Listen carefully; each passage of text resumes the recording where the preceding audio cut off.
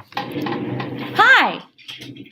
Welcome to the basic principles of the Constitution. Let's get started. The first principle that we want to talk about today is popular sovereignty. We've mentioned this word before, but just to review, popular sovereignty refers to people having the government power. Let's break down that word. Popular kind of sounds like population. Population refers to the people. If you are sovereign, that means that you have absolute power in a specific area. So popular sovereignty basically means that the people hold the governing power. That's very important in the United States today. Think about how the people exercise our popular sovereignty. Moving on to federalism. What? Federalism. What? The division of what? Of power between the states and the federal government. Yeah.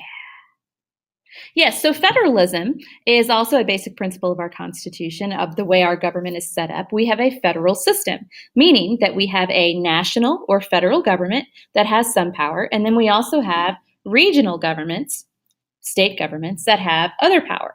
Okay, so we have a division of power between the federal and the state governments, which has worked pretty well since 1789. Moving on to the separation of powers. This is also essential to our Constitution because we have three distinct branches of government in our Constitution today. We have the legislative branch, we have the executive branch, and then we have the judicial branch. And each of these branches has specific responsibility, okay? So we wanted to make sure that the powers of government were separated so that no one person or group would receive too much power. Because, that didn't really work so well for the colonists under British rule. Moving on then to checks and balances, and I'm going to go ahead and tab through to our tree of government that we mentioned in class. As you notice here, we have the legislative branch, the executive branch, and the judicial branch. And each one of these branches is responsible for either making laws, for executing laws, or for interpreting and applying the law. But they also have different responsibilities in other branches. Again, checks and balances, a good definition for you to write down. Each branch has responsibilities in other branches to maintain a balance of power, okay? Checks and balances. You with me? Are you sure? Okay, good. All right, limited government. This is probably the easiest definition that you will have all year. Limited government is basically government that is limited. Oh, mind-blowing, right? Government, government that is limited. Government that does not have absolute power. How is our government limited today? Think about that. Rule of law. This is another really important basic principle of the Constitution. We are a government of laws, okay? Meaning that everyone has to follow the law. It doesn't matter who you are. You have to follow the laws of our country. So it doesn't matter if you're the president of the United States or a Joe Schmo on the street. You have to follow the law. So the rule of law, a good definition for that would be everyone is subject to and not above the law. Doesn't matter who you are.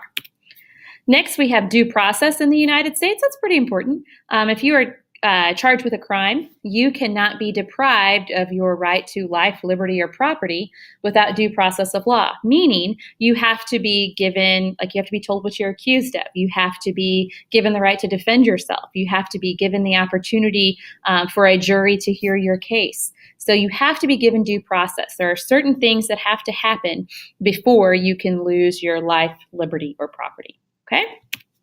And last but certainly not least is judicial review. Here's a fun rap for you. Marbury v. Madison, what did it do? It established the principle of judicial review. Judicial review, what is that?